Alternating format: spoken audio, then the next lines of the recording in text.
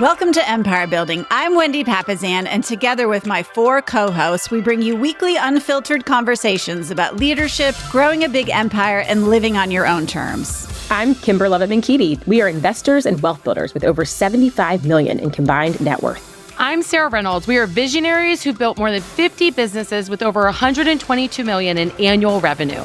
I'm Tiffany Fikes. We've led thousands of people and do it all while being pretty good moms. And I'm Seychelle Van Poole. We are your podcast to learn how to build big businesses and even bigger lives. Welcome back to Empire Building. This is Seychelle Van Poole, and I am here with my amazing co-hosts, Kimber and Tiffany. Hello, ladies. Hello. How are you? I'm so good, and I am so excited about what we're going to cover today because before we started recording, the 3 of us were having a conversation around something that we see when women come into Her Best Life and into Empire Circle. This is one of the biggest things we work on first with them. And that topic is around the word permission and redefining what success looks like for female entrepreneurs. And it's kind of like the word permission. Tiffany and Kimber and I were talking about it. Like, when we say that word, what do you think of when you hear that? Because it's kind of a heated word. Yeah. As somebody who's fiercely independent, I definitely reacted to it because I was like, permission. Yeah. I don't need a bunch of women to give me permission to kind of live my life. And yet it's almost like the releasing of guilt.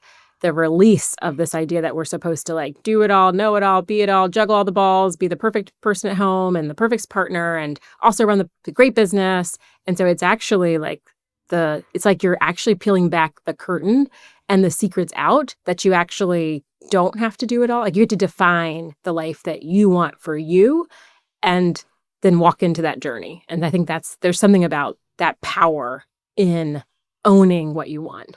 So when you say what first comes to mind, a permission slip to leave to go to the bathroom at school, that, or a permission slip to miss school. And that's what comes to mind first with that word. And that is an authority, it's a submitting to authority or needing to have something in order from authority to do something and take an action. And as entrepreneurs, that is very abrasive to us. No, I don't need permission. I'm just going to go do it. But the reality is we have put our lives under the authority of expectations that are placed on us. And if you can't acknowledge that authority even exists, then you're never going to make a different choice. And often we do need to hear from other people that expectation that we're feeling isn't real. The expectation authority that you didn't even realize where it came from and why you feel bad, you do need to know that is an authority and it isn't real. And that's the permission. You don't need the permission from the authority. You just need the permission from other people to stop letting those expectations weigh you down. Permission from the expectation. Wow, that's fantastic. And it's interesting. I did a little research on this as to why we feel this way. And it is because after World War II, women went into the workforce in droves when World War II was going on. Then a lot of women actually returned back into the household. And it wasn't until the 60s and 70s when women societally in masses decided they really wanted to enter the workforce and have that independence. And what happened is nobody sat down and had a conversation around who's going to do the housework and who's going to take care of the kids and who's going to do the drop-off and who's going to do the PTA and who's going to do the birthday parties. They just said to women, great, as long as the house is handled, you can do whatever you want in the workplace. And so what women did, as to Tiffany's point, expectations societally, was we said, that's fine because we want the opportunity so bad. We're going to do all the household stuff and we're going to go to work. And then all of a sudden we became leaders and entrepreneurs and wealth builders and empire builders and all these other things while never shedding the expectation that other people can and should be helping with these things. And so it makes perfect sense that if you're feeling this way, that it's completely normal. And you are also so in good company. All three of us have had to work through this. This is one of the biggest lifts that I received from us joining our kind of friendship circle in the way that we did, and what we gift to other Empire Circle members when they come in is this exact thing. So if you take a look at this, really permission to me is the second piece, because what you're feeling when you can't do all of this, especially as your business is growing and maybe you have young kids at home, or maybe you're, remodeling a house or whatever it is that you're juggling, the likelihood that that feeling starts out where you feel like you need permission is from guilt and shame that you can't do it all. And that is where that expectation is. And so, I would love to hear from some of you guys, where have you felt that in your life? Where were you in that journey? Because I think that there's a lot of guilt and shame that we feel as female entrepreneurs, that we are not nailing it in every area of our life. And there's an expectation that we should do that. Yeah. And one of the most powerful questions that someone asked me, because you are feeling like, well, I have to do these things, right? I have to do them. And she said, who said that? Who told you that? Who said you have to do them? And it was like a stop in my tracks, because she was like, well, was there a moment? Who were you going to disappoint? Who said you had to do them? And who said you had to do them that way? And I mean, Tiffany, you changed my world in our circle when you just said, hey, your kids don't really care who cooked the dinner. They care that you ate it with them. And so because I was like, oh my God, I gotta run everything in the office, and I gotta get it home, and I gotta figure out dinner, and I gotta get it fed. And it was like, I could actually, sometimes we talk a lot about leverage in our business, but for a lot of us, the first place that we get leverage is at home, so that we can release. And there might be guilt that you have somebody coming into your house and helping with laundry or helping meal prep for you. But that then allows you to be way more intentional. And if you love cooking, say is embraced, awesome. I'm in a new season. It's a new season, though. You're in a new season. Yeah, but you love it. It's bringing you joy. It is bringing me joy. But I will admit, I had a 5-year season of complete overwhelm and handling all the shoulding on myself of doing all the stuff for my parents, that I didn't have the energy or the bandwidth or the desire to cook. Dinner came every night, and I was like, why again? I know. Why are you eating again? I can't handle this. And so I did have help with meal prep and planning, because I was in a season that I had guilt and shame around the fact that I do enjoy cooking, and I wasn't enjoying it, and it wasn't bringing me energy, and my family still needed to eat anyways. And so I needed to find leverage. I now am a year and a half into a season that I have the energy and bandwidth, and it brings me joy, but it's a choice. And I chose to bring it back because I had freed up some energy from other things to be able to take that back on. And that felt really good, that it was a choice. It didn't feel like an expectation. And that felt great. And I wouldn't have had that without our circle. I remember I don't remember exactly when, but I was in my laundry room, doing the laundry. It was late, and each of the boys kept coming in and asking me to do something with them. And I remember snapping at them, I have got to get this done. You've got to leave me alone so that I can get this done. And as I was folding the towels, I'm like, that is horrific. Horrible that I'm snapping at my kids at 10 o'clock. I don't know what time it was. It was late at night, but maybe it was 7 because they were little at that point. And all they want is me. And why am I having to be the one that does the laundry just because I feel like I have to, because I should? And that was the turning point for me when I was like, okay, I can be so uncomfortable getting help so that I don't tell my kids to leave me alone so I can do the laundry when they haven't seen me all day because I've been working. That was that moment in time where the guilt of what I was giving up was to my kids was worse than the guilt of not doing the laundry anymore. And you started for yourself. I love this. You are modeling how you started defining for yourself what you actually want success to look like. And I think that when we allow the expectation of whatever this, to Kimber's point, who told you had to do this, right? When we allow society's expectation that we think that we have to carry around with guilt and shame, it keeps us from defining what success really looks like and how we want to show up. And that's where the magic happens, is when we start defining that.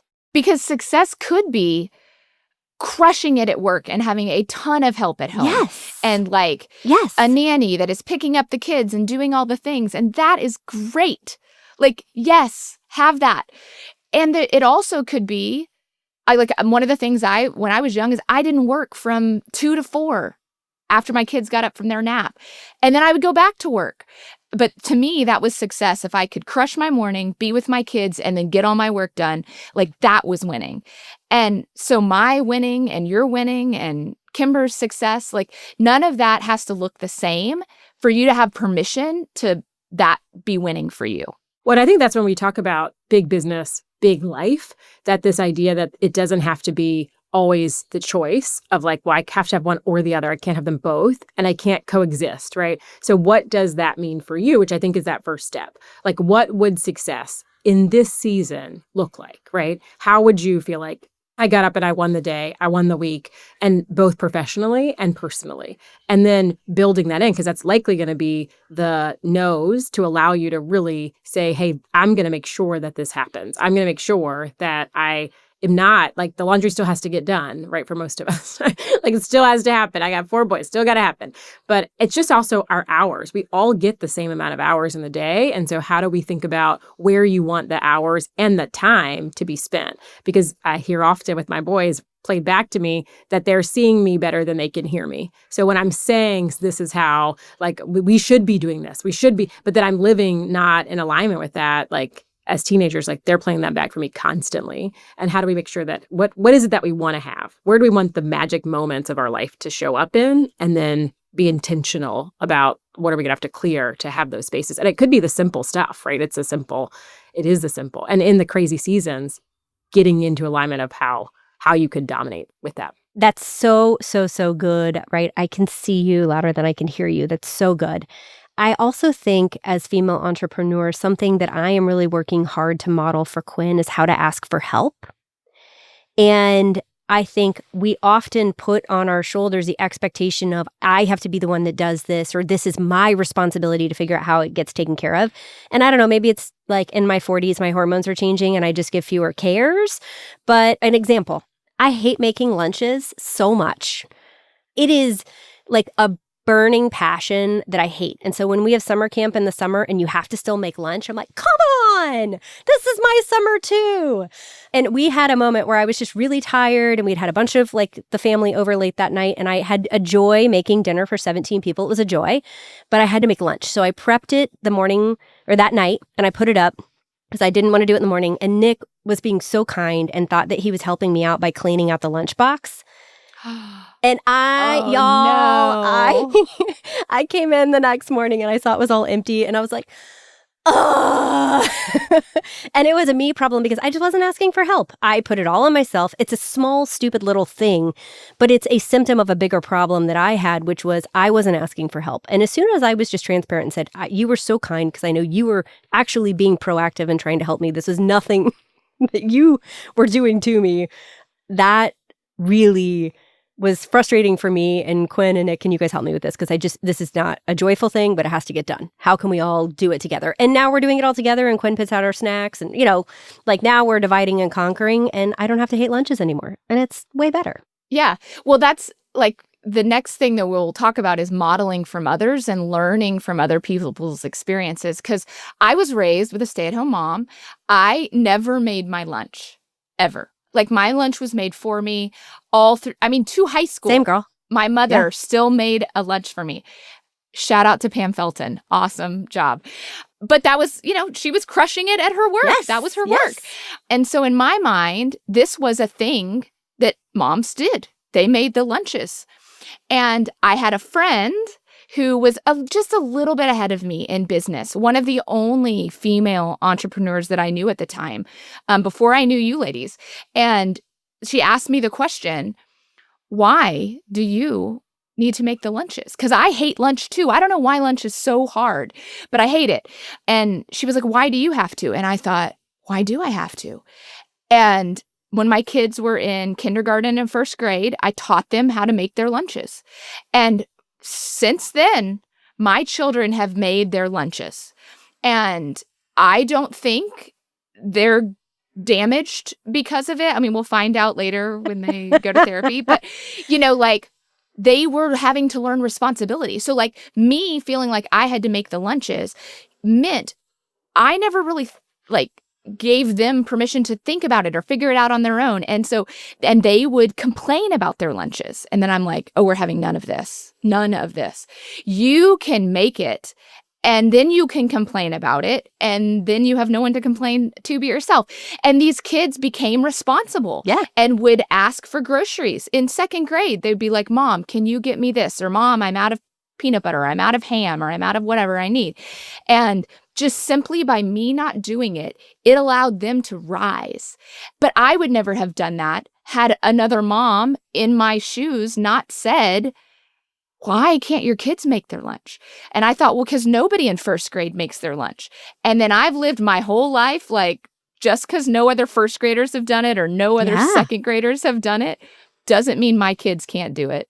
And we'll figure out where that line is for them helping as well. And they feel awesome when they help. I love that. I love it. You know, a favorite modeling question that we ask each other all the time when we do our retreats that I love is we'll ask each other the question of, what are you saying no to? And it's one of my favorite questions when it comes to letting go of things, because oftentimes you guys have said things at our retreats that I'm like, I can say no to that? That wasn't even on my radar as something I could say no to, or something that I'd even thought of that I could get rid of or shed as an expectation. And so I love, like, when I'm talking to other leaders, that's a question I love to ask, because oftentimes I'm going to learn about a boundary they're setting that's freeing them up, or a responsibility they're shedding, or something that's leveling up for them that I didn't even know was a possibility. So if you haven't used that question in your conversations, it's one of my favorites. With people I respect, don't ask people you don't respect that question, because you're going to get answers you don't want to know.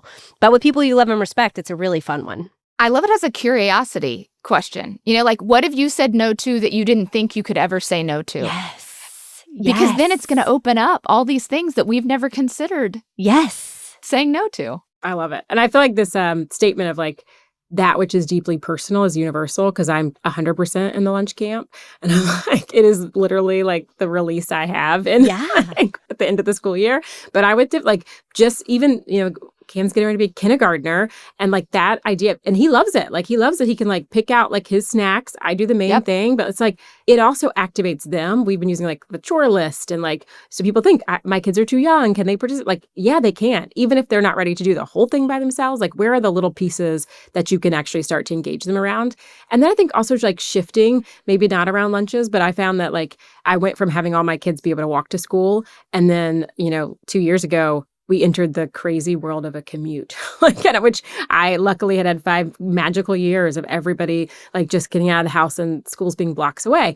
And I was like dreading it. Like, I was like, oh my God, this is going to be the worst. I'm going to have to sit in traffic. And I literally like shifted the orientation to like, I get this time in the car with my boys. And this is the first year Braxton's driving himself to school. And I am so glad that like I took something that was like it like literally just, it had to get done. Like, they had to get to school. We don't have a busing system. I'm in the middle of the city. But I was like, you know what? So we had rules, like, right? You had to, there's no phones we're not going to have phones in the car, and we're going to have a conversation. We would listen to like motivational podcasts, Eric Tom, like we just really made it. And it became such a magical time that I feel like now that I'm not missing not sitting in traffic for, you know, and I had to get to the office at 8:45, and people like, hey, I'm like, I've been driving for an hour and 20 minutes. Give me a few minutes. But it was like just sometimes our orientation to the work and the thing that we have to do, because like we've all got kids who are moving on to this like middle school and above seasons. And so what we get to say, it goes so fast, it goes so fast. But I do think, how can you find, like, even in that season, whether that's because you do it together as a family, whether because you like gamify it, whether because you just sort of say, you know what, I'm going to embrace that this is the 2 years I'm going to be in a miserable commute, but I'm going to get this magical time with my boys. And that's going to be special. Because I think a lot of it's also like, how are we orienting around the hard? Because it could be, the hard's heavy, but it also could be healing. It could heal you in that next chapter of your journey. And I think this is why Empire Circle is so important for us, and our circle is so important, is hearing you say that gives somebody else permission who's in a hard that they can't say no to something that really is driving them crazy or that is hard for them. It allows them to reframe in their brain and gives them permission to reframe it to find joy in that moment. And, you know, teenagers talk the most when they're looking straight ahead, not directly at you. And so like I know when like phones are down in the car with Quinn, and I'm taking her to a practice or something, that's when she talks the most. And so being mindful and aware of that, right, has allowed you some of these amazing conversations and moments with your kids that probably never would have happened if you hadn't taken a pause and stepped back and said, how do I want this to show up? So I think it's awesome. It's also a great way to force them to listen to podcasts that they probably wouldn't listen to when they're trapped in the car with you. So. I love that. Pro tip. Pro tip. I love that. Which brings us to our last thing, which is a circle of support. If you've heard through all of this, it's when you hear somebody else say something. It's when you hear somebody ask a question of you. It's when you hear a story that it unlocks these expectations for you, that you realize, oh, that isn't just the way it is. That's just the way I think about it. Or it doesn't have to be this way.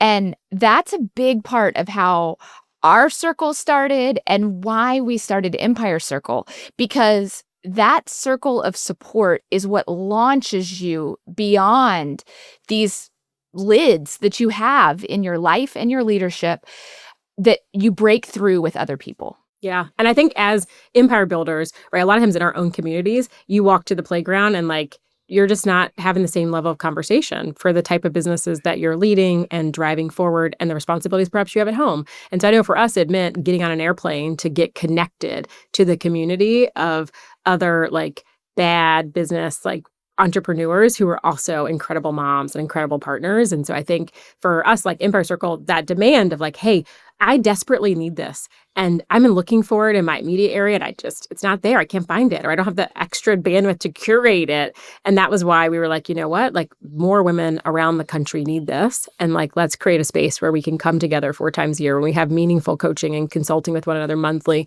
to really create the framework for that. It's another point of leverage, right? You could either create it yourself and be the facilitator of it, or you can invest in yourself and say, hey, I actually need this, and, you know, create an exponential return in your life and business. I love that. And if you're listening to this today and this is resonating with you, we'd love to have a conversation with you about if Empire Circle is something that is worthwhile to be looking at. And we're happy to do that. And if you're listening to this and you're realizing for the first time maybe that you've never felt this way, but others in your world are, hopefully this gives you some perspective to know, you know, what entrepreneurs in your life might be experiencing. Or if you're feeling this, just know you're not alone. Sometimes it's just nice to know that there are other people out there experiencing the same thing you are. So if this resonates with you, please do us a favor. Share it with somebody in your life that may need to hear this. That's how we love to grow and why we love doing this. And most importantly, we want you to go out there, lead a big business and an even bigger life. Bye, guys. Have a great week. Bye. This podcast is for general informational purposes only. The views, thoughts, and opinions of the guest represent those of the guest and not Keller Williams Realty LLC and its affiliates, and should not be construed as financial, economic, legal, tax, or other advice. This podcast is provided without any warranty or guarantee of its accuracy, completeness, timeliness, or results from using the information.